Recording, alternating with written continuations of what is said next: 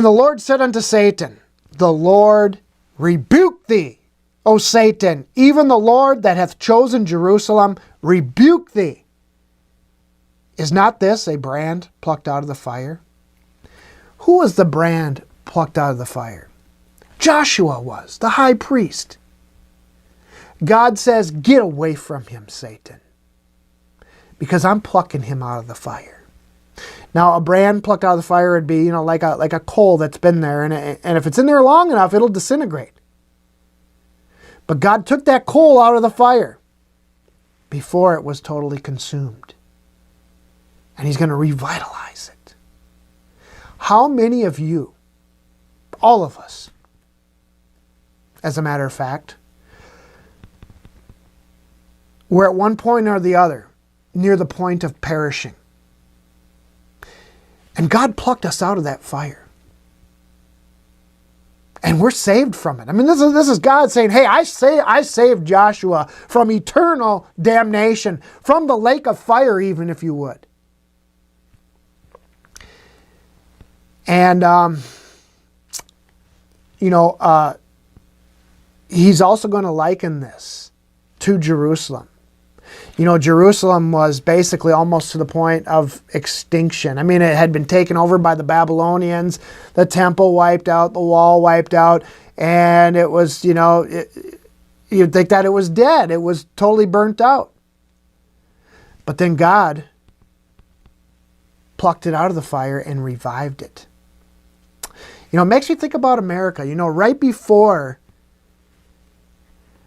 Donald Trump won the presidency, I mean, we were facing a Hillary Clinton presidency, a woman involved in witchcraft and all kinds of other evil abominations, the half of which we do not even know.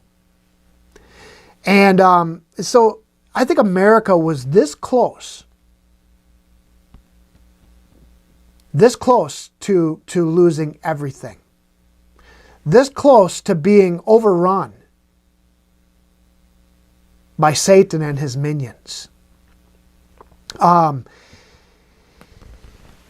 I believe that night, election night, God stepped in after the prayers of his people and saved us from that destruction, just like he did back here to Jerusalem.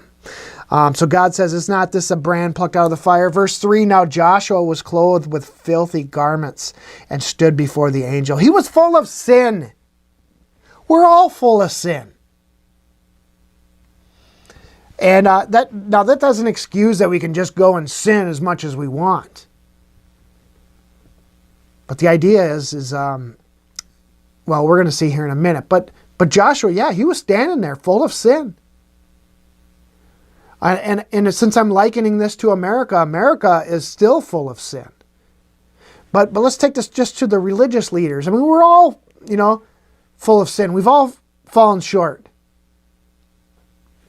But God can still use us. Verse 4, and he answered and spake unto those that stood before him, saying, take away the filthy garments from him. And he said, and unto him he said, behold, I have caused thine iniquity to pass from thee, and I will clothe thee with a change of raiment.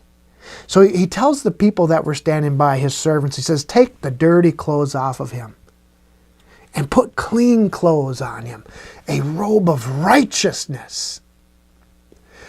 God does that to us today when we believe upon the blood of Jesus Christ. He takes away our sin and puts royal attire upon us.